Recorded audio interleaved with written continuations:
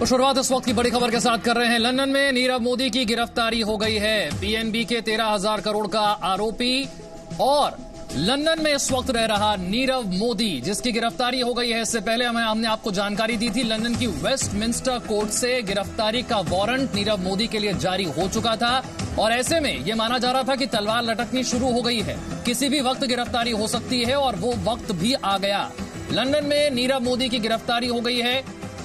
भारत में पीएनबी के 13,000 करोड़ रुपए लेकर भागा लंदन में इस वक्त मौजूद नीरव मोदी, जिसकी तलाश भारत की जांच एजेंसियों को है, जिसे लंदन से वापस लाने के लिए भारत की जांच एजेंसियां लगातार कोशिश कर रही हैं। ऐसे में जो कानूनी प्रक्रिया है उसके तहत जाते हुए लंदन की वेस्टमिंस्टर कोर्ट से सबसे पहले नीरव मोदी के खिलाफ गिरफ्तारी का वारंट जारी हुआ और उसके बाद अब गिरफ्तारी हो गई है।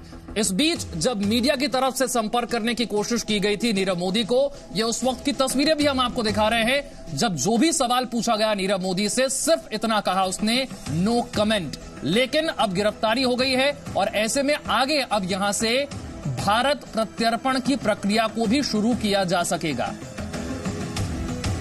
तो भ्रष्टाचार के खिलाफ मोदी सरकार की एक बड़ी कामयाबी के तौर पर इसे देखा जा रहा है, क्योंकि विपक्ष लगातार ये आरोप लगा रहा था कि सरकार में किस तरह से भारत का पैसा लूटकर कई कारोबारी विदेश चले गए हैं। ऐसे में भारत सरकार के लिए, मोदी सरकार के लिए एक बड़ी कामयाबी के तौर पर इसे देखा जा रहा है।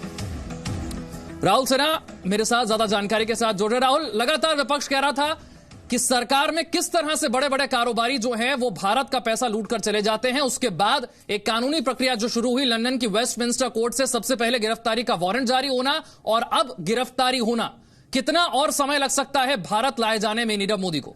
देखिए, वक्त इसमें थोड़ा लगेगा, लेकिन ये एक बहुत बड़ी खबर है। जिस तरीके से अभी कयास लगाए जा रहे थे कि 25 मार्च तक गिरफ्तारी हो सकती है, लेकिन आज गिरफ्तारी हो गई है नीरव मोदी की और इसके बाद ईडी की लगातार नजर थी इस बात को लेकर के कि जैसे नीरव मोदी की गिरफ्तारी होती है उसके बाद उनके प्रत्यर्पण की जो प्रक्रिया है उसको तेज किया जाएगा। तो उम्मीद जाहिर की जा रही है, मुझे लगता है कि शायद अब ईडी के अधिकारियों ने इस केस को लेकर के अपनी जो प्रक्रिया है उसको स्टार्ट कर भी दिया होगा और ऐसी उम्मीद है कि नीरव मोदी को शायद जल्द से जल्द यहां लाया जाए। लेकिन एक लंबी प्रक्रिया होती है, एक कानूनी प्रक्रिया है, इसको ध्यान में रखना पड़ेगा हमको, क्योंकि अभी उनको वहां पर कोर्ट में पेश किया जाएगा और उसके बाद कोर्ट क्या फैसला देता है ये भी देखना पड़ेगा। क्या उनको इस मामले पर जमानत मिलती है या फिर कोर्ट प्रत्यर्पण को लेकर के आगे कुछ कहता है। लेकिन भारत की तरफ से लगभग सारी तैयारियां पूरी हैं इस मामले में। इन्फोर्समेंट डायरेक्टरेट लगातार इस बात को कह रहा है कि जैसे ही ये प्रक्रिया वहां पर शुरू होती है उसके बाद वो प्रत्यर्पण के लिए अपनी जो कार्यवाही है उसको शुरू करेंगे। बड़ी कार्यवाही, बड़ी खबर ये, और इससे भी बड़ी खबर भारत के हिसाब से अगर हम बात करें, पिछले कुछ दिनों में लगातार नीरव मोदी को लेकर के विपक्ष निशाना बनाता रहा है। इस वक्त तब जबकि चुनाव करीब हैं, अगर नीरव मोदी के प्रत्यर्पण को लेकर के कुछ कार्रवाई आगे बढ़ती है तो निश्चित तौर पर विपक्ष के लिए वो सवाल उठाना जो कि पिछले कुछ दिनों से वो सरकार को घेरने की कोशिश कर रहा था, मुश्किल होगा। लेकिन इस प्रक्रिया को एक बार फिर से अगर आप राहुल हमारे दर्शकों को समझा सके, क्योंकि वो लंदन में मौजूद है और लंदन से प्रत्यर्पण की जो एक प्रक्रिया है थोड़ी जटिल प्रक्रिया है, थोड़ी लंबी प्रक्रिया है। इसमें आप कानून के हिसाब से जाते हैं, भारत की जांच एजेंसियों के पास भले ही पुख्ता सबूत मौजूद हैं नीरव मोदी के खिलाफ, लेकिन जो कानूनी प्रक्रिया है उसके तहत जाने में यह प्रक्रिया थोड़ी सी जटिल होती है, थोड़ा सा ज्यादा वक्त लगता है। लेकिन ये शुरू हो गई है और एक बहुत बड़ा कदम है वेस्टमिंस्टर कोर्ट से पहले गिरफ्तारी का वारंट जारी होना और फिर गिरफ्तारी हो जाना। देखिए, निश्चित तौर पर प्रक्रिया में थोड़ा वक्त लगेगा, मैं बार बार ये कह रहा हूं, लेकिन आज गिरफ्तारी होती है और ईडी लगातार इस पर नजर बनाए हुए थे कि जैसे ही ये गिरफ्तारी होगी उसके बाद वो अपनी कार्रवाई शुरू करेंगे। इस मामले में कानूनी सलाह भी ली जा रही थी। तो निश्चित तौर पर अभी पहले ये देखना होगा कि गिरफ्तारी के बाद जब कोर्ट में पेश किया जाता है नीरव मोदी को, उसके बाद कोर्ट की तरफ का क्या रुख रहता है और कोर्ट में फिर आगे किस तरीके से ईडी बढ़ती है। लेकिन सबसे बड़ा सवाल था, सबसे जो अहम बार बार ये बात उठ रही थी कि नीरव मोदी ने यहां घोटाला किया और वहां विदेश में वो बड़ेआम खुलेआम सड़कों पर घूम रहा था, किसी तरीके की कहीं कोई कानूनी शिकंजा उस पर कसता नजर नहीं आ रहा था। लेकिन आज उसकी गिरफ्तारी हो गई, सबसे बड़ी सफलता इसको कहा जा सकता है, सबसे बड़ा काम इस वक्त कहा जा सकता है भ्रष्टाचार के खिलाफ जो इस वक्त केंद्र सरकार काम कर रही है कि कम से कम उसकी गिरफ्तारी होती है। और उस गिरफ्तारी के बाद में अब उम्मीद यही है कि कोशिश रहेगी एनफोर्समेंट डायरेक्टरेट की तरफ से कि जल्द से जल्द नीरव मोदी को यहां लेकर आया जाए। लेकिन आप चूंकि ये फैक्ट है कि प्रत्यर्पण में थोड़ा सा वक्त लगता है और ये भी देखना होगा कि जो गिरफ्तारी हुई है उसको किस तरीके से वहां पर पेश किया जाता है और कोर्ट क्या फैसला देती है अभी इस मामले में, यह भी सबसे ज्यादा ध्यान देने वाली बात होगी। चलिए, मनीष भी हमारे साथ जुड़ गए, हमारे सहयोगी। मनीष, पहले ही काम था कि गिरफ्तारी हो और उसके बाद कोर्ट में पेश किया जाना और फिर वहां से प्रत्यर्पण की प्रक्रिया का शुरू होना, लेकिन पहला जो कदम था, पहला बड़ा कदम उठा लिया गया है, गिरफ्तारी हो चुकी है। देखिए विशाल, ये एक बड़ी राहत की बात है, लेकिन हमें थोड़ा सा ये भी देखना पड़ेगा कि जो अभी हम बात कर रहे हैं कि प्रत्यर्पण की, वो पॉसिबल नहीं होगा, क्योंकि ये प्रोसेस का हिस्सा है कि जब भी इंटरपोल के थ्रू इस तरीके से रिक्वेस्ट आती हैं और वहां की गवर्नमेंट, जैसा कि यूके ने वेस्टमिनिस्टर कोर्ट के थ्रू जो ऑर्डर था उसके बाद अरेस्ट किया गया, तो जैसे ही नीरव मोदी को कोर्ट में लाया जाएगा उसे तुरंत बेल मिल जाएगी। ये यूके का एक लीगल सिस्टम है। उसके बाद जो भारत के अधिकारी हैं, चाहे ईडी हो या सीबीआई हो, जिन्होंने यहाँ केसेस रजिस्टर्ड किए हुए हैं, वो एविडेंस लेकर के जाएंगे, वो वहाँ के वकील को, सरकारी वकील को हायर करेंगे और कोर्ट में वो इस बात को लेकर के कहेंगे कि उनका एक्सट्रेडिशन चाहिए। देखिए, जब भी हम एक्सट्रेडिशन की बात करते हैं वो लीगल प्रोसेस होता है, जब भी हम डिपोर्टेशन की बात होते हैं तो गवर्नमेंट टू गवर्नमेंट डील होती है। क्योंकि यूके के साथ हमारा एक्सट्रेडिशन का प्रोसेस है तो ऑब्वियस है कि कोर्ट में जाएगा। ये सेम एग्जाम्पल है जैसे कि विजय माल्या के केस में। विजय माल्या के केस में आप देखिए, पहले लोअर कोर्ट में मामला गया, फिर उनके हाई कोर्ट में गया, फिर मामला और वक्त लगा।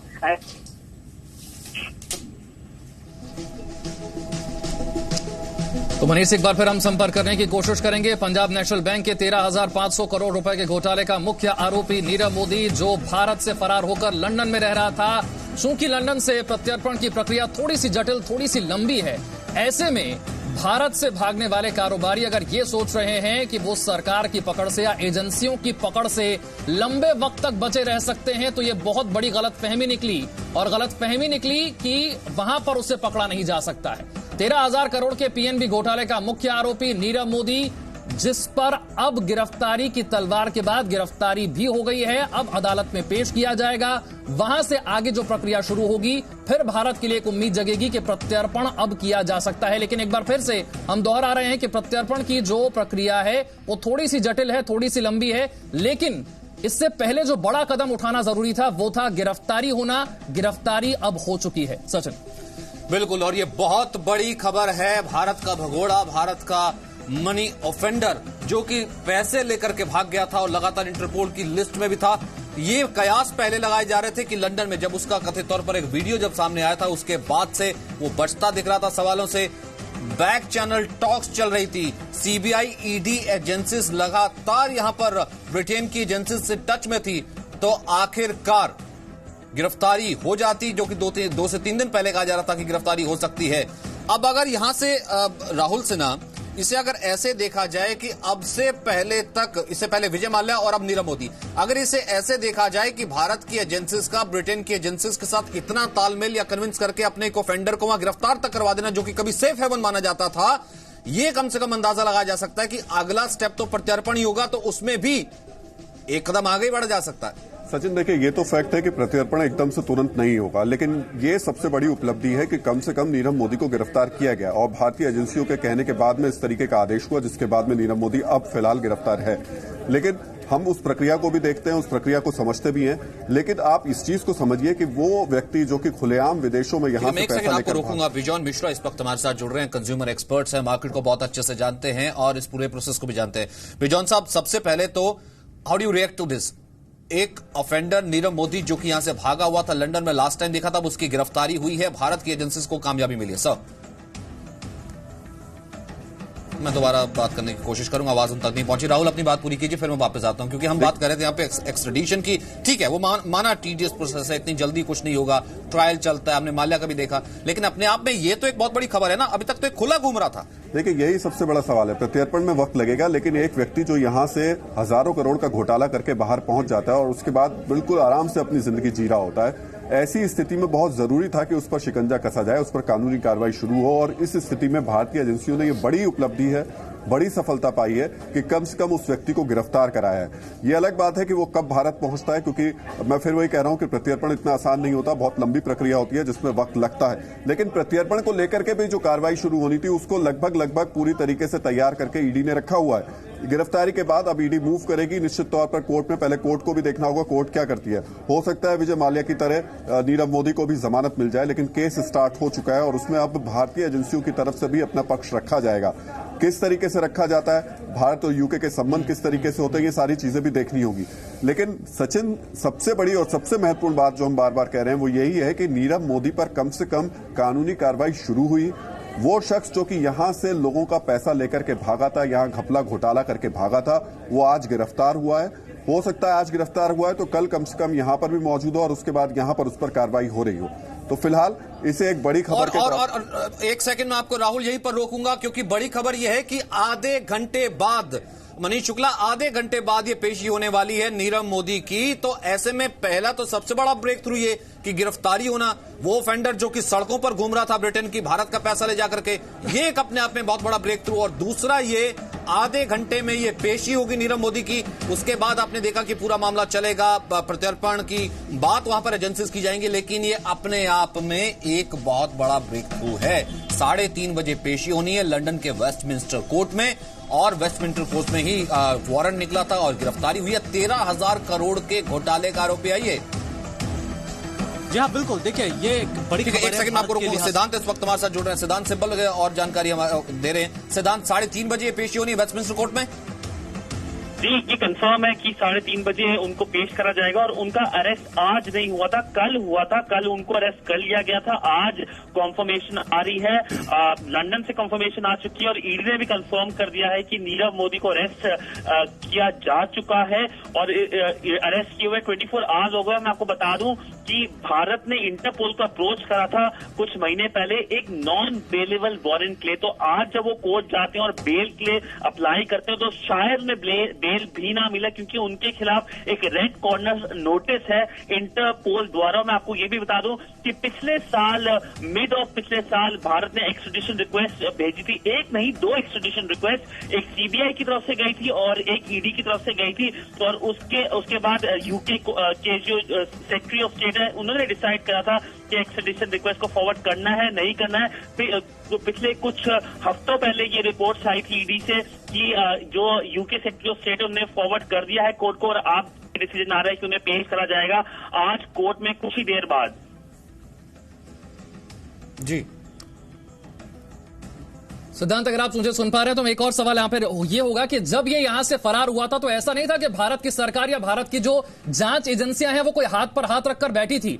पिछले साल की बात करें तो जुलाई अगस्त के महीने में ही ब्रिटेन से आधिकारिक तौर पर प्रत्यर्पण की मांग की गई थी और उसके बाद भारत की जांच एजेंसियों की तरफ से इंटरपोल और यूके प्रशासन से कहा गया था कि भाई रेड कॉर्नर नोटिस जारी किया गया है, इस पर तुरंत कार्रवाई की जानी चाहिए। प्रक्रिया तो हम बहुत लंबे समय से चलाने की कोशिश कर रहे थे, कोशिशें तो भारत सरकार की तरफ से बड़े लंबे समय से हो रही थी।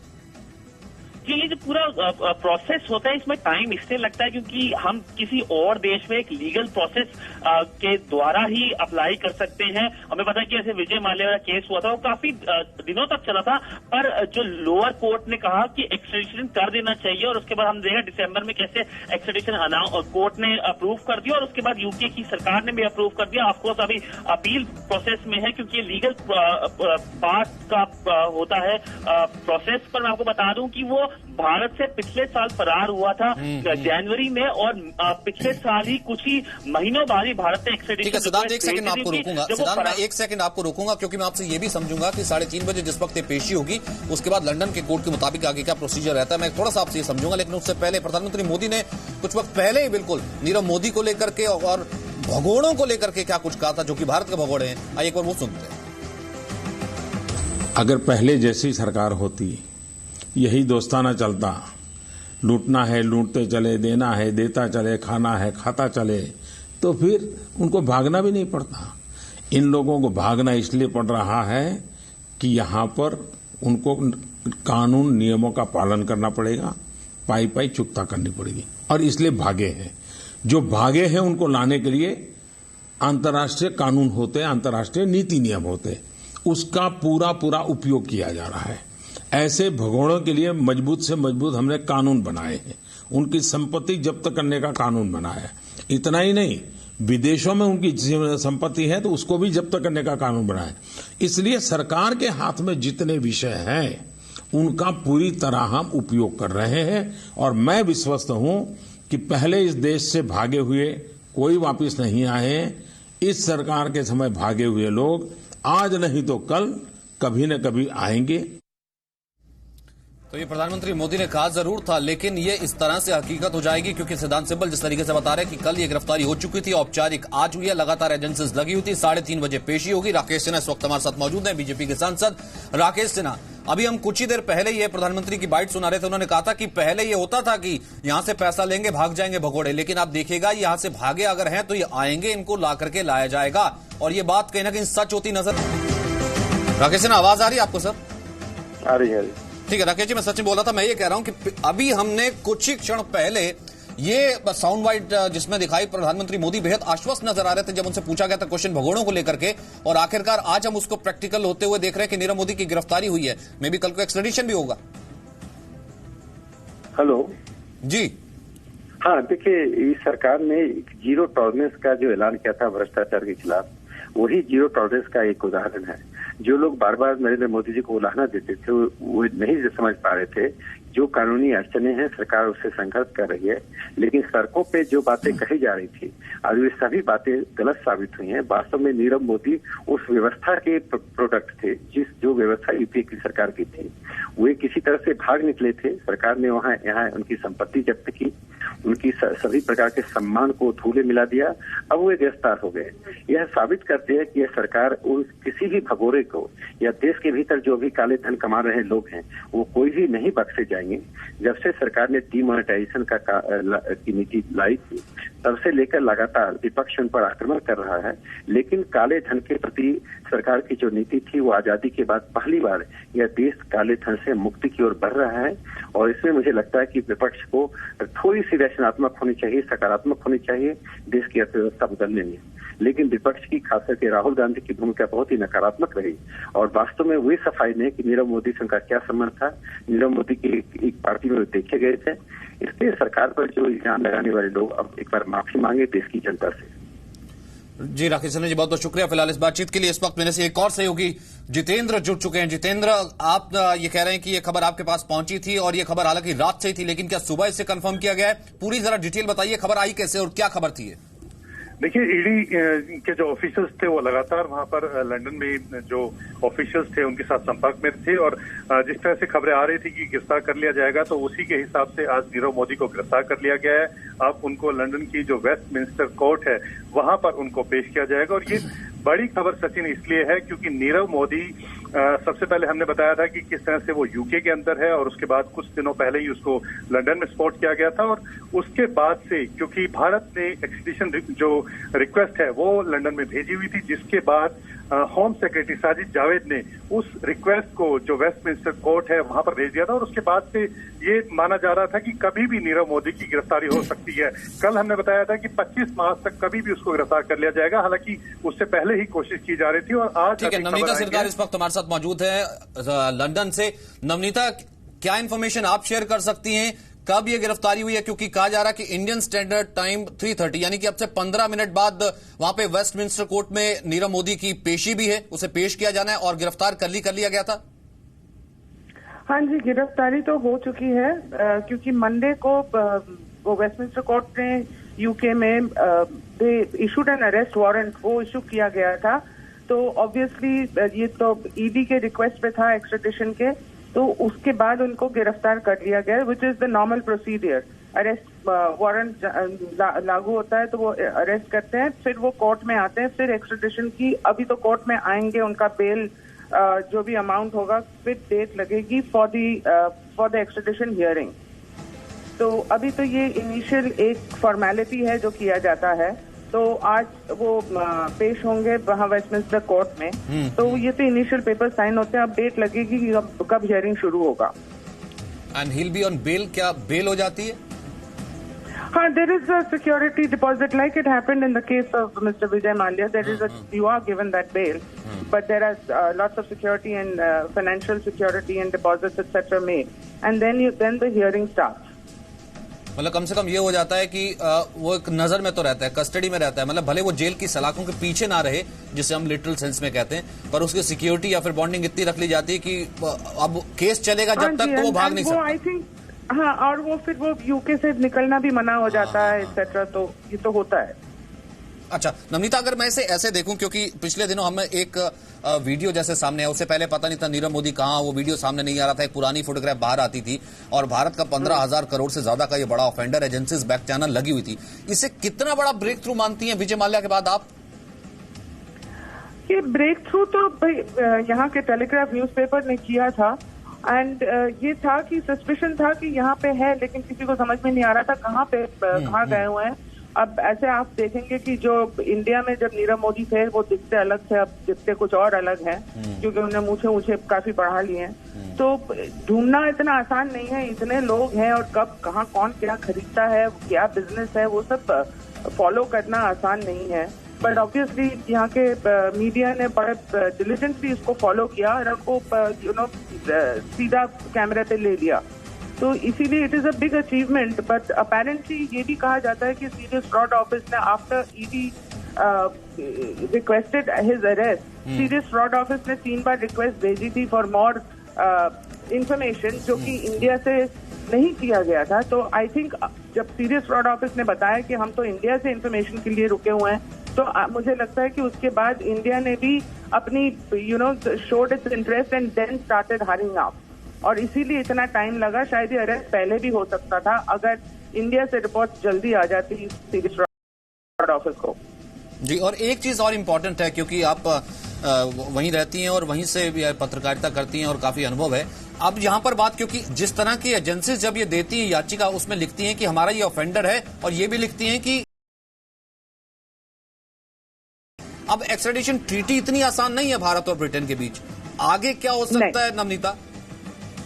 भाई आगे तो जैसे काफी केसेस में एक्स्ट्रेडिशन की देख चुकी हूँ, नॉट ऑलवेज, मतलब मैजिस्ट्रेट कोर्ट लेवल पे शायद चला जाए, फिर हाई कोर्ट पे पता नहीं क्या होता है, फिर उसके बाद सुप्रीम कोर्ट है, हाउस ऑफ लॉर्ड्स है, फिर यूरोपियन कोर्ट ऑफ जस्टिस है। तो ये प्रोसेस तो बहुत लंबा है, इतना आसान नहीं है, क्योंकि मैजिस्ट्रेट कोर्ट बहुत ही बेसिक लेवल पे होता है, हियरिंग होती है, लेकिन उसके बाद जब फिर वो होम सेक्रेटरी साइन करता है, वो तो इट इज अ प्रोसेस, उसमें कोई ऐसी बात नहीं, वो फॉर्मेलिटी है। अगर मैजिस्ट्रेट कोर्ट ने बोला है कि एक्स्ट्रेडिट करो तो होम सेक्रेटरी साइन कर देता है, जो कि होम मिनिस्टर होते हैं यहाँ के, वो साइन कर देते हैं। लेकिन हाई कोर्ट होता है, फिर सुप्रीम कोर्ट होता है, तो प्रोसेस बहुत लंबा है। ये 1-2 दिन या 1-2 महीने की बात नहीं है। यहाँ तक कि ये जो मैजिस्ट्रेट कोर्ट की हियरिंग है, ये भी लंबा चल सकती है, it can be at least a year.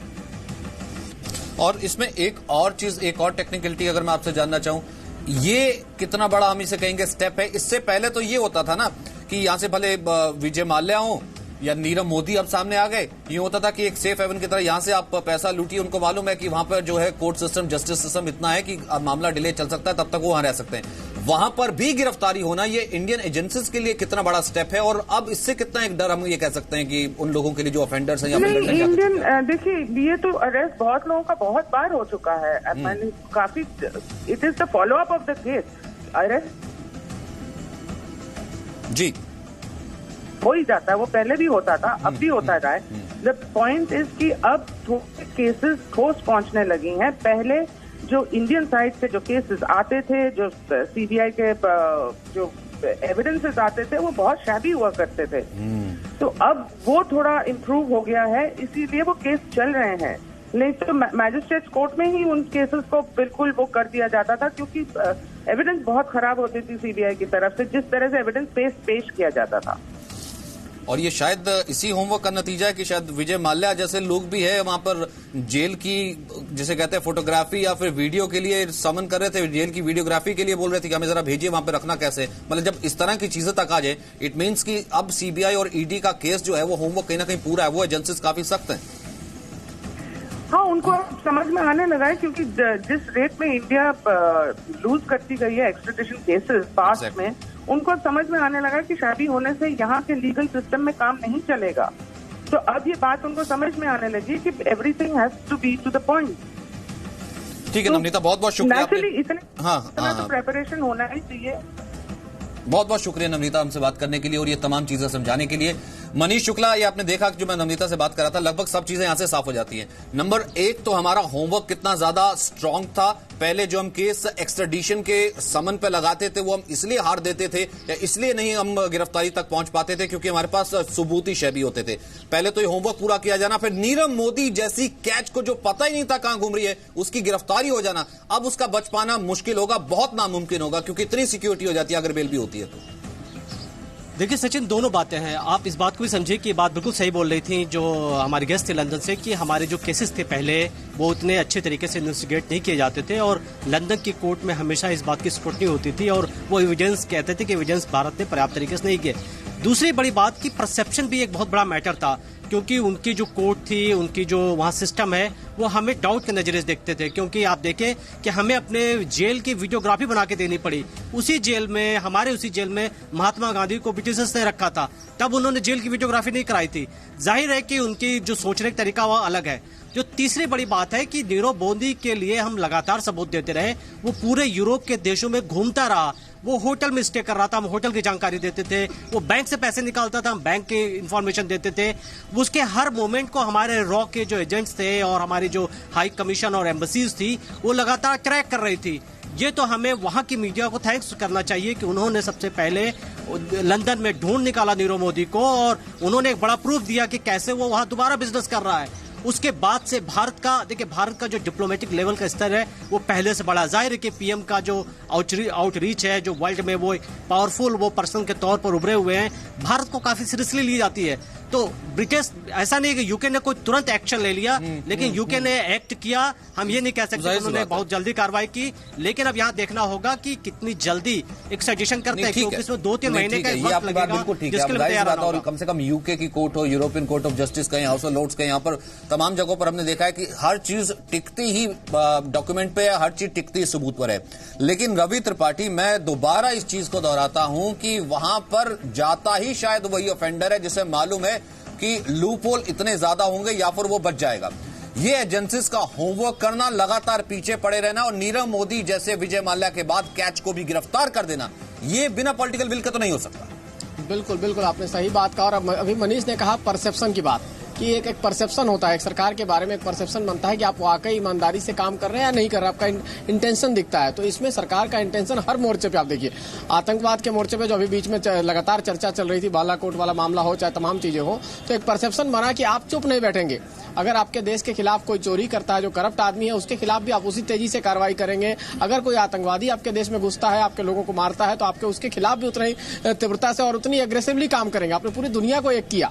तो हर मामले में आपने जो है कहीं ना कहीं एक ये मैसेज देने की कोशिश की है कि अगर भारत के खिलाफ कोई गद्दारी करे या भारत के खिलाफ कोई आतंकवादी गतिविधि करेगा तो उसको हम छोड़ने वाले नहीं है। और ये सरकार का मैसेज। और सरकार जब तक, देखिए कहा जाता है कि जब तक ऊपर बैठा हुआ आदमी आपको मैसेज नहीं देता है कि आपको इसके खिलाफ किसी भी लेवल तक जाना है इसको लाने के लिए, तो उसी हिसाब से मेहनत की। जैसे मनीष ने बनाया कि हमने तमाम सबूत दिए, तमाम तरह के सबूत उसको दिए, ये कोशिश की कि उनको बताने के लिए, दुनिया को कन्विंस करने के लिए कि भाई ये हमारा दोषी और ये यहाँ घूम रहा है, इसको पकड़ के दिए। और दूसरा चीज की पॉलिटिकल समय है, चुनावी समय है। चुनावी समय में इस तरह की खबर आना सरकार के लिए संतोषजनक है, क्योंकि आप अगर डेवलपमेंट कर रहे हैं, कोई काम कर रहे हैं, तो उसका जब इंटरेस्ट आता है आपके अकाउंट में तो आपको लगता है कि चलो समय से आ गया। तो ये सूद है, सरकार की मेहनत का एक नतीजा है कि अगर सरकार मेहनत कर रही है तो कब आएगा। और काम के समय, अगर चुनाव के समय में इस तरह की बातें आती है, मैसेज आए, तो जनता में एक मैसेज जाएगा, जो जनता ये मान के चलती है कि नरेंद्र मोदी ने विदेशों में बहुत काम किया। विदेश में खाली घूमे ही नहीं है, विदेश में घूमने के दौरान उन्होंने तमाम देशों से ऐसे संबंध बनाए हैं जिसके आधार पर तमाम चीजें हुई है, ट्रीटी हुई आपको। अभी आप देखिए दुबई से जो संबंध थे उसका आपको फायदा देखने को मिला, सऊदी से जो संबंध थे उसका फायदा आपको देखने को मिला। तमाम बातें और समय समय मिलती है, क्योंकि अचानक इन चीजों का फायदा नहीं लिया जाता है। तत्कालिक फायदे पर आप नहीं चल रहे हैं, आप जो विदेशों में जा रहे हैं उसका आपका लॉन्ग टर्म फायदा आप देख रहे हैं। और जो दबाव होता है जो आप अगर अफसर्स को देते हैं, और यूं कहें कि राजनीति की विडंबना, तो ये कहिए ना, कोई बड़ी बात नहीं होगी। इसे भी कहीं कुछ फिक्सिंग या फिर चुनाव आ रहे हैं, बहुत सी चीजें, खैर अब इन चीजों के आदी हो चुके हैं, क्योंकि ये तो सब भारतीय राजनीति का कहीं ना कहीं पार्टी बन गया। एक पहला रिएक्शन, कुछ पॉलिटिकल रिएक्शंस आ रहे हैं। पहला रिएक्शन गुलाम नबी आजाद का आया, सुन लेते हैं। किसी सरकार ने इसी सरकार से पूरे बीजेपी की सरकार से पूछ के वो विदेश चले गए और हजारों करोड़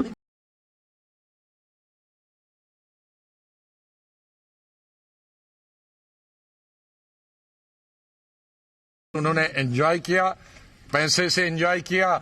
अब इलेक्शन के वक्त उनको वापस वापस ला रहे हैं। इलेक्शन के वक्त और 10-20 को भेजेंगे और अगले इलेक्शन के वक्त फिर लाएंगे। बीजेपी का कहना है, कहा नहीं था मैंने रवि त्रिपाठी, हाथ कंगन को आरसी क्या, पढ़े लिखे को फारसी क्या, गुलाम नबी आजाद। बिल्कुल बिल्कुल, देखिए चुनाव है, मैंने कहा कि दोनों तरफ का, विपक्ष इसको छोड़ेगा नहीं। विपक्ष के लिए लगातार ये मुद्दा है, पिछले 3-3.5 साल से, जब से नीरव मोदी फरार हुए हैं तब से विपक्ष ने लगातार सवाल किया। चाहे नीरव मोदी हो, विजय माल्या हो, तमाम वो भगोड़े जो गए हैं, विपक्ष को एक बड़ा वो देखे गए, एक तरह का एक हथियार देके गए सरकार पर हमला बोलने का। लेकिन सरकार की तरफ से ये कोशिश दिखाने की हुई कि हम चुप नहीं बैठे, हमने छोड़ नहीं दिया है, हम कार्रवाई कर रहे हैं। चूंकि विजय माल्या को लेकर जिस तरह से कार्रवाई हुई, जो उनको कोर्ट में पेश किया गया, हालांकि कोर्ट का जो प्रोसेस है वो लंबा है वहाँ, और एक्सट्रेडिशन की जो ट्रीटी जो प्रोसेस है उसमें भी लंबा है। सरकार कोशिश कर रही है कि उसको भी स्लो किया जाए। लेकिन एक मैंने कहा मैसेज देने वाली बात और एक इंटेंशन की बात होती है और परसेप्शन की बात होती है कि जनता में क्या परसेप्शन जाता है। जनता में एक परसेप्शन आपने दिखाने की कोशिश की कि इन्हीं के सरकार के दौरान तमाम लोग भाग रहे हैं। सरकार की तरफ से ये कहा गया कि एनपीए जो जितने करप्शन हुए हैं वो पिछली सरकार के दौरान हुए हैं और इसलिए डर के मारे यहाँ से भाग रहे हैं, नहीं तो हम गिरफ्तार करेंगे, उनके खिलाफ कार्रवाई करेंगे। उसमें रॉबर्ट वाड्रा का नाम भी शामिल है। रॉबर्ट वाड्रा भी उन्हीं लोगों में से जिनके 5 साल में उनके खिलाफ भी कार्रवाई नहीं हुई है। बातें होती रही, लेकिन अब कार्रवाई की बात चल रही है, अब उनको अरेस्टिंग की बात आ रही है, यहाँ कोर्ट में उनका मामला भी चल रहा है। तो कहीं ना कहीं तमाम ऐसे मामले हैं, ये जनता के बीच जाएगा। अब चुनाव में जनता को डिसाइड करना है कि आखिरकार किसका इंटेंशन ठीक है और कौन सही बोल रहा है। ठीक है, लेकिन विपक्ष भी छोड़ेगा नहीं। हमारे साथ मौजूद है, एक सेकंड में ब्रह्म का भी रुख कर लेता हूं। ब्रह्म, कोई और एडिशनल इन्फॉर्मेशन आ रही है? क्योंकि ये चीज तो हमने देखा जाएगा, क्योंकि आप भी लगातार इन्फॉर्मेशन दे रहे थे, जितेंद्र भी दे रहे थे लगातार इन्फॉर्मेशन, और उसके बाद मनीष शुक्ला भी कह रहे थे ये एक एजेंसियों का कोलैबोरेशन है, फिर उसके बाद एमएचए है, तमाम मिनिस्ट्रीज है, तब जाकर के कहीं ना कहीं ये पूरा होमवर्क हुआ, तैयार हुआ और नीरव मोदी आज वहां पे गिरफ्तार हो जाता है।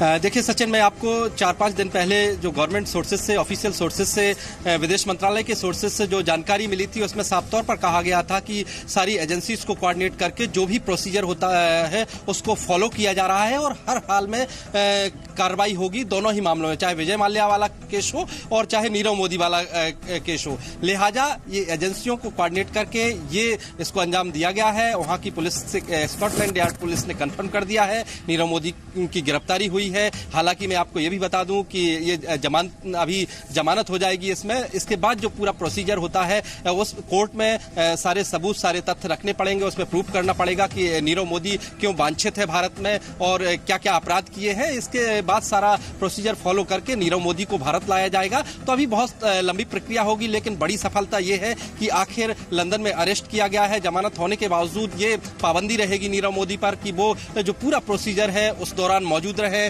लंदन से कहीं बाहर न जाए, ब्रिटेन से कहीं बाहर न जाए। तो तमाम कंडीशंस होंगी। ये बड़ी कामयाबी आप कह सकते हैं एजेंसियों के लिहाज से, भारत के लिहाज से। सचिन, ठीक है, एक और पॉलिटिकल रिएक्शन आया डी राजा, एक बार सुन लेते हैं। Indian people that Chowkidar Modi has been taking strong action to get these fugitives. Why it did not happen in case of Vijay Mallya, and why it did not happen in case of others? So that is why the timing and everything will have to be considered, and Mr. Modi will have to explain, will have to answer several such questions. Ravi Tripathi हमारे साथ मौजूद हैं, ब्रह्म प्रकाश दुबे मौजूद हैं, इस वक्त हमारे साथ मनीष शुक्ला भी मौजूद हैं। रवि त्रिपाठी, विडंबना ही है ना ये, नीरव मोदी की गिरफ्तारी हुई है, डी राजा एक्सप्लेनेशन मांग रहे हैं नरेंद्र मोदी। बिल्कुल बिल्कुल, देखिए मैंने कहा ना कि इसमें खोल के राजनीति होगी। सबको ये जोड़ के मान चलेंगे कि ये जो है चुनाव के दौरान में फायदा लेने के लिए किया गया है।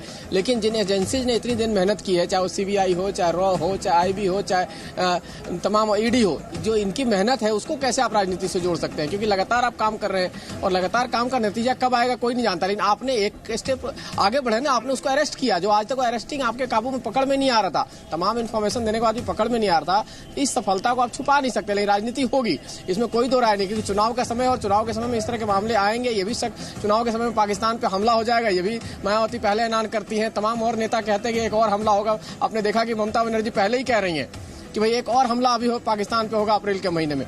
तो राजनीति है और विपक्ष और सत्ता पक्ष में इस तरह के बाहर चलेंगे, लेकिन जो इंडियन एजेंसी है उनकी ये बड़ी सफलता है, क्योंकि जिस तरह से वो काम करती है, दिन रात मेहनत करके तमाम रिस्क लेकर ये काम किया जाता है, तो वैसे में उनको भी राजनीति से जोड़ना शायद गलत होगा, लेकिन राजनीति होगी मेरा मानना है। और विपक्ष जम के सवाल उठाएगा, क्योंकि नीरव मोदी इसी सरकार के दौरान भागे हैं, विजय माल्या इसी सरकार के दौरान भागे हैं, और भागने के बाद उन पर जो कार्रवाई हो रही है उसकी सरकार अपना क्रेडिट लेगी, क्योंकि चौकीदार का मामला है। देखिए अब चौकीदार चोर है या चौकीदार चौकन्ना है, ये मामला भी सवाल उठते रहेंगे, ये सब चीज आती जाएंगी और राजनीति जम के होगी इस मुद्दे पर।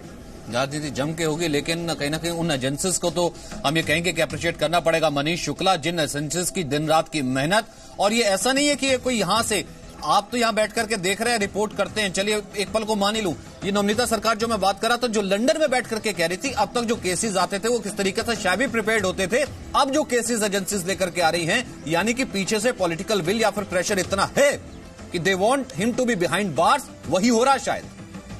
या बिल्कुल सही बात है। देखिए हमारे वर्ल्ड में हमारे इन्वेस्टिगेशन को लेकर के कई बार क्वेश्चन उठाए जाते थे, क्योंकि कहा जाता था कि भारत की एजेंसीज बिना जांच के किसी को पकड़ लेती है, किसी को अरेस्ट कर लेती है। ये नैरेटिव चलता था फॉरेन के कंट्रीज में।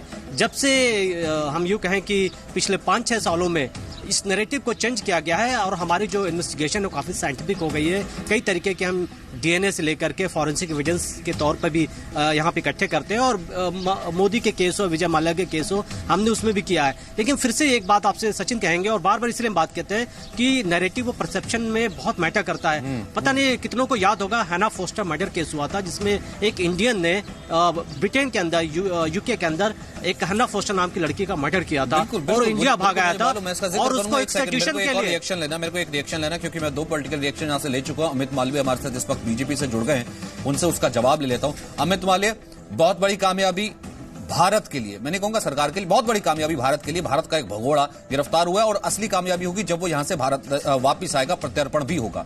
दूसरा, ये डी राजा कह रहे हैं कि पीएम मोदी एक्सप्लेन करे चुनावों के वक्त ऐसा क्यों हो रहा है। गुलाम नबी आजाद कह रहे हैं कि आपने भगाया था, आप लेकर के आ रहे हैं। 2, क्रिश्चियन मिशेल को, जो ऑगस्टा वेस्टलैंड हेलीकॉप्टर की दलाली का आरोपी है, उसको तो हम वापस ले आए। उस वक्त तो कोई चुनाव नहीं थे।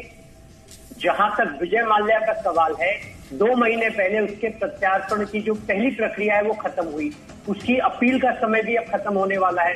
उस वक्त तो कोई चुनाव नहीं थे। और अब जब नीरव मोदी हिरासत में है, तो मुझे समझ में नहीं आता कि विपक्ष को खुश होना चाहिए कि देश का एक भ्रष्टाचारी पकड़ा जा रहा है और वापस लाया जा रहा है, और ये लोग उस भ्रष्टाचारी के पक्ष में खड़े होकर बात करते दिखाई दे रहे हैं। मुझे कहीं समझ में नहीं आता, क्या ये वही नीरव मोदी है जिसकी ज्वेलरी शोरूम के इनॉग्रेशन में राहुल गांधी जाते थे? क्या ये वही नीरव मोदी है जिसकी इनॉग्रेशन के तुरंत अगले दिन उसको इलाहाबाद बैंक से गैर कानूनी तरीके से लोन दे दिया जाता है, जिससे उनके डायरेक्टर आपत्ति जता रहे थे? क्या यही कारण है कि सारे विपक्ष के नेता आज नीरव मोदी के पक्ष में बोलते हुए दिखाई दे रहे हैं? सच्चाई है सचिन जी, ये नया भारत है जहां पे भ्रष्टाचारियों को भागने के लिए कोई जगह नहीं मिलेगी। ये लोग जब तक कांग्रेस सत्ता में थी, हिंदुस्तान में रहते थे, यहाँ पे मजे करते थे, इनके जीवन आराम से चल रहे थे। मोदी जी की सरकार आने के बाद इन पे शिकंजा कसा और ये इससे बचने के लिए यहाँ से भाग के निकले, लेकिन कहां तक भाग पाएंगे?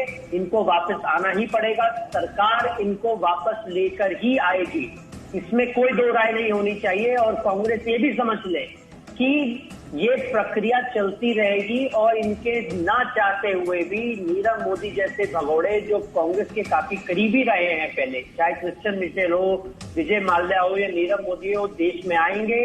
देश का जो चुराया है ये इनको वापस लौटाना पड़ेगा और देश के कानून के मुताबिक इन पर कार्रवाई की जाएगी।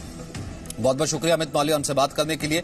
अब इस वक्त रविंद्र कुमार ने भी हमें ज्वाइन किया। रविंद्र कुमार, बीजेपी के प्रवक्ता और बीजेपी के नेता तो ये कह रहे हैं उस विपक्ष के जवाब में, जो कि अभी से राजनीति करनी शुरू हो गया, कि क्रिश्चियन मिशेल के टाइम कहां कोई चुनाव था, या इससे पहले जब विजय माल्या की प्रक्रिया शुरू हुई थी तब कौन सा चुनाव था? अब है चुनाव कोइंसिडेंटली, तो आप उसे ऐसे क्यों देख रहे हैं? लेकिन रविंद्र, मेरा सवाल यह है, जो कि रवि त्रिपाठी भी जिक्र कर रहे थे, बात तो परसेप्शन की होती है, फर्क तो पड़ता है ना। आप यहां पर थ्योरी दीजिए यहां पर भारत की जनता को कि यहां पर नरेंद्र मोदी को जवाब देना है, लेकिन नरेंद्र मोदी तो कहेंगे ना कि आपका पैसा जो लेकर के भागा, आज वो लंदन में भी था, लेकिन हमने जो है हमारी एजेंसीज ने पकड़ लिया। अब सरकार श्रेय तो लेगी। बिल्कुल, प्रधानमंत्री नरेंद्र मोदी के ऊपर किस तरह की टिप्पणी की जाती थी, नीरव भाई, मोदी जी, कौन है ये, गुजरात के है, दोनों भाई। इस तरह के आपने देखा होगा कि विपक्ष के तमाम बड़े नेता, राहुल गांधी हो या फिर लालू प्रसाद यादव हो, दूसरे तमाम बड़े नेता इसी तरह का आरोप लगाते थे, क्योंकि दोनों का मोदी गुजरात कनेक्शन इस तरह से जोड़ते थे।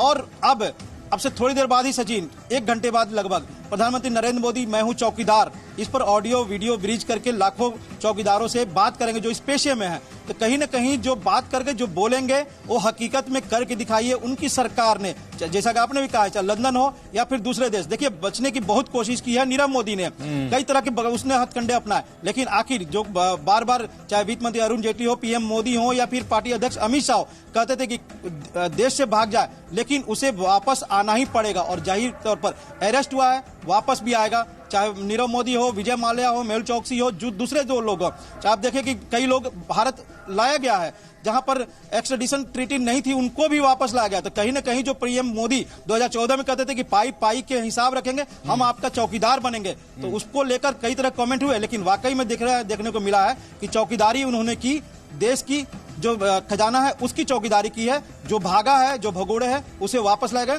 और जाहिर तौर पर इसका सियासी मतलब ही निकलेगा, क्योंकि लोकसभा चुनाव है। जिस तरह के आरोप राहुल गांधी आज तक लगाते आ रहे हैं कि जो भगोड़े हैं इनके समय ही भागे हैं, लाखों करोड़ रुपया लेकर भागे हैं, इन्होंने भागने दिया, इन्होंने पैसा दिया उनको। हकीकत में पैसा तो बनाया यूपीए शासनकाल में, और मजबूरी में भागना पड़ा इस शासन में, और भागकर भी कहीं दूसरे देश में गए, लेकिन उनको वापस लाया गया। तो एक तरफ एयर स्ट्राइक कर सकता है, घर में घुस के मार सकता है, और दूसरी तरफ भगोड़ा कहीं भी जाएगा उसे वापस आना पड़ेगा, ये मोदी ही कर सकता है। जाहिर तौर पर इसका सियासी मतलब भी निकलेगा लोकसभा चुनाव में। ठीक है, और इन चौकीदारों से बात करनी रवि त्रिपाठी कुछ ही देर पहले, और उससे पहले कांग्रेस कल से ही काफी ज्यादा हमने कहा कि अग्रेशन में थी। राहुल गांधी बेंगलुरु की तरफ कह रहे थे कि नहीं मैं बताता हूं चौकीदार चोर कैसे, और वो बाकी लोगों को बेवकूफ बना रहा है, उनके पीछे बच रहा है। प्रियंका गांधी भी अलग इन्फॉर्मेशन दे रही थी कि किसान को चौकीदार छोड़ना चाहिए। वो चौकीदार 1 घंटा पहले क्यों नहीं वो इस चीज के लिए पीठ थपथपाएगा या फिर अपनी सरकार की, और जाहिर सी बात है भले चुनाव वो कहेगा कि चौकीदार हूं। तो देखिए गिरफ्तारी हुई, जो पैसे लेकर के भागा था।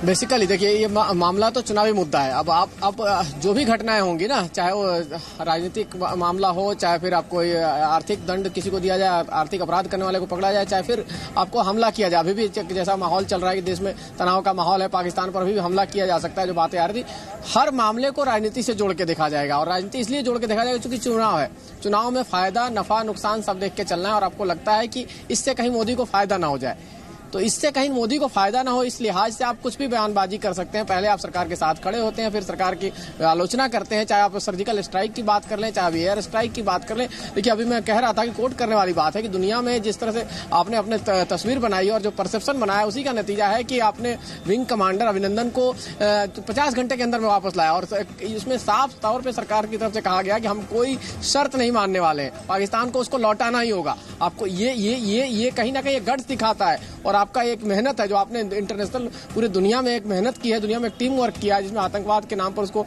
अलग थलग पाकिस्तान को किया है। तो ये एक मेहनत का नतीजा है।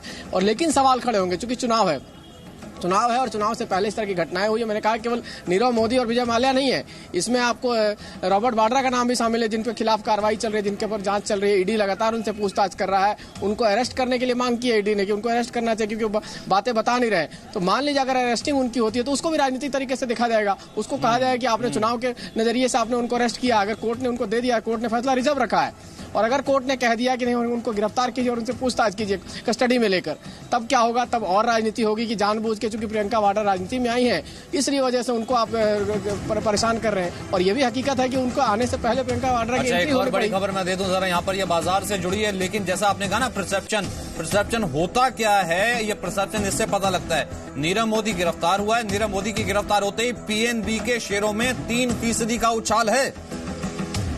पीएनबी का घोटालेबाज, या यूं कहें कि इस देश का घोटालेबाज, जो कि पीएनबी का यूं कि 13,000 करोड़ का घोटाला करके भाग गया था, उसके बाद जैसे ही गिरफ्तारी की खबर आती है, पीएनबी के शेयरों में 3% का, मार्केट लिहाज से देखा जाए तो 3% कम नहीं होता। और एक ही दिन में इंट्राडे में, अगर मैं उसे इस तरीके से कहूं, इंट्राडे मतलब कि जब व्यापार खत्म होने वाला हो उस वक्त 3% का जाते जाते उछाल होना एक बहुत बड़ा जंप है, एक बहुत पॉजिटिव न्यूज है। मार्केट के लिए एक पॉजिटिव न्यूज है, देश के लिए एक पॉजिटिव न्यूज है। राकेश त्रिवेदी इस वक्त हमारे साथ जुड़ गए हैं। राकेश, यही परसेप्शन होता है, यही परसेप्शन ऐसे लोगों के जाने से नेगेटिव बनता है भारतीय बाजार का, और ऐसे लोगों की गिरफ्तारी भले लंदन में होती है, भले प्रत्यर्पण ना हो, यही परसेप्शन पॉजिटिव बनता है। पीएनबी के शेयरों में उछाल, निश्चित तौर पे देखिए जो विश्वास दिखा रहे हैं जो यहाँ पे ट्रेडर्स हैं, जो वो कहीं ना कहीं यही परसेप्शन जो आप जिससे बता रहे वो बनता है। यही वजह है कि यहाँ पर विश्वास दिखाया गया स्टॉक्स में। यही वजह है कि बॉम्बे स्टॉक एक्सचेंज के जो स्टॉक्स है उसके प्राइस में जो बढ़ोतरी दिखाई दे रही है। बाजार में उछाल का मतलब है कि किस तरीके से पॉजिटिव जो है वो बाजार यहाँ पे रिस्पॉन्स कर रहा है। खासतौर से पीएनबी के जो शेयर के प्राइसेस हैं उसमें बढ़ती हुई जो दिखाई दे रही है। साथ ही साथ कहीं ना कहीं अब आने वाले दिनों में ये भी ये जो एक परसेप्शन है कि अब नीरव मोदी की गिरफ्तारी से जो प्रॉपर्टी सीज हुई है उसकी जो है सेल होगी, उसके ऑक्शंस होंगे, रिकवरी होगी और आगे जाकर के जो है कहीं ना कहीं पीएनबी को जो इसका बेनिफिट मिलेगा। तो मार्केट जो सेंटिमेंट्स पे चलता है वो मार्केट लगातार जो है इस तरीके के अपडेट्स जो है उसके ऊपर टैब बनाए रखता है। और ये सबसे बड़ा एग्जांपल है कि एक तरफ जहां लंदन में नीरव मोदी की गिरफ्तारी होती है तो वहीं दूसरी तरफ उसका सीधा स्ट्रेट क्विक जो रिएक्शन है वो यहाँ पर शेयर मार्केट में दिखाई देता है। सचिन, जाहिर सी बात है शेयर मार्केट पर ये क्विक रिएक्शन दिखाई देता है। पीएनबी के शेयरों में तेजी है, 3% का उछाल है और इसी परसेप्शन का जिक्र कर रहे थे ना यहाँ पर अब कुछ ही देर पहले रवि त्रिपाठी। ये परसेप्शन ही होता है नेगेटिव पॉजिटिव, और यही परसेप्शन चुनावों में भी और यही परसेप्शन राजनीति में भी दिखता है। जी बिल्कुल, देखिए सचिन, मैं आपको बता रहा था कि परसेप्शन के साथ साथ एक और चीज है राजनीति में जिसका जो बहुत मायने रखती है, प्रोपेगेंडा करने में कई बार कई लोग कुछ इतना आगे निकल जाते हैं कि जो सही बात होती है वो भी दब जाती है और ऐसा लगता है कि जो कह रहा वही सही है, जो गलत कह रहा वो भी सही है। आपको याद हो कि प्रोपेगेंडा के मामले में पिछले कई समय में तमाम लोगों ने खूब हल्ला मचाया है। कई मामलों में आपने कहा कि ये गलत है, ये सही है, और बाद में पता चलता है कि वो तो बहुत गलत था। तो कहीं ना कहीं परसेप्शन के साथ साथ प्रोपेगेंडा का भी एक बड़ा रोल है राजनीति में। जो प्रोपेगेंडा करने में बाजी मार जाता है, जैसे कहा जाता है बीपी सिंह के बारे में कि बीपी सिंह ने अपने पॉकेट में रखा था कि मैंने घोटाले की कागज मेरे जेब में रखी है, कभी वो जेब से कागज निकली नहीं, घोटाला था वो, और बाद में साबित हुआ, चीजें कई सारी निकली, अभी तक पूरी प्रूफ नहीं हो पाया, लेकिन वो फोर्स घोटाले का कागज आज तक नहीं निकाल पाया। लेकिन प्रोपेगेंडा ऐसा किया गया कि लगा कि भाई आपने करप्शन की और करप्शन के नाम पर आप गए। जैसे 2G घोटाला है, 2G घोटाला कोर्ट से बरी हो गए, आप सब चीज हो गए, लेकिन 2G घोटाले का प्रोपेगेंडा और तमाम चीजें, मंत्री जेल गए, तमाम सब हुआ, पता चला बाद में उसमें कुछ नहीं, जीरो लॉस थ्योरी की बात आई और वो निकल गए। तो कहीं ना कहीं राजनीति में परसेप्शन के साथ साथ प्रोपेगेंडा भी बहुत मायने रखता है, और कौन पार्टी इस बात को बढ़िया से प्रोपेगेट कर पाती है तो उसका फायदा ले पाती है। होगा यहाँ से देखना ये होगा, बहुत इंपॉर्टेंट हो जाता है कि 4:30 बजे जिस वक्त चौकीदार लाइव होगा, यानी कि देश के तमाम बाकी लोगों से चौकीदार मुहिम के तहत जो जुड़े हैं वो लाइव होगा, तो कहेगा कि मैंने आपको कहा था कि आप अगर विपक्ष कहता है चौकीदार चोर है तो चौकीदार ने कम से कम देश के चोर को गिरफ्तार किया, अब आपको फैसला करना है। तो राजनीति बहुत तेजी से बदलती है, मायने बहुत तेजी से होते हैं हर खबर के, इसलिए हर खबर के हर पहलू को जी न्यूज आप तक पहुंचाता रहा है, पहुंचाता रहेगा। बड़ी खबरें लगातार जारी, एक छोटा सा ब्रेक, वापस आ रहे हैं।